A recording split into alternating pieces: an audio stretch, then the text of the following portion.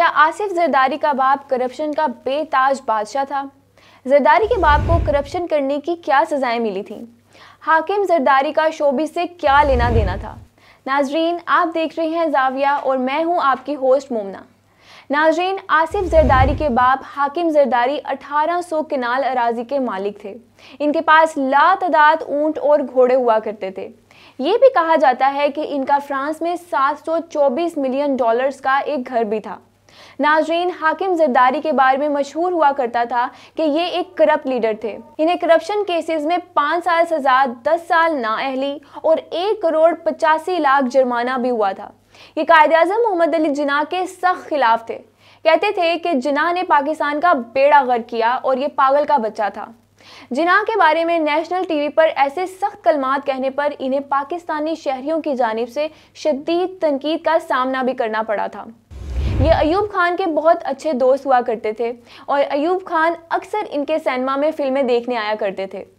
नाजरीन, हाकिम जरदारी के पाकिस्तान में जदीद तरीन बम्बिनो सिनेमाज थे जिनमें इंडियन और हॉलीवुड फिल्में चला करती थीं।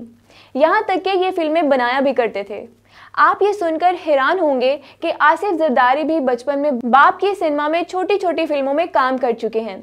हाकिम जरदारी के इंडिया और हॉलीवुड के अक्सर एक्टर्स और एक्ट्रेसेस से बेहतरीन ताल्लुकात हुआ करते थे। नाजरीन, हाकिम जरदारी मोहतरमा बेनज़ीर भुट्टो की काबीना में पब्लिक अकाउंट्स कमेटी के सरबराह भी थे।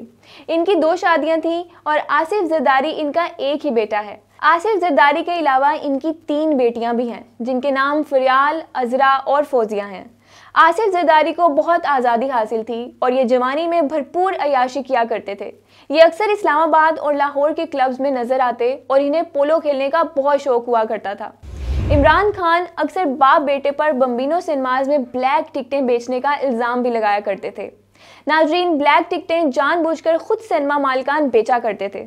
तब सिनेमाज में एक मुकर्ररा वक्त के बाद टिकटों की सेल बंद हो जाती थी और जो कोई बाद में लेट आता इसे सिनेमाज के बंदे ही ब्लैक में महंगी टिकटें बेचा करते थे।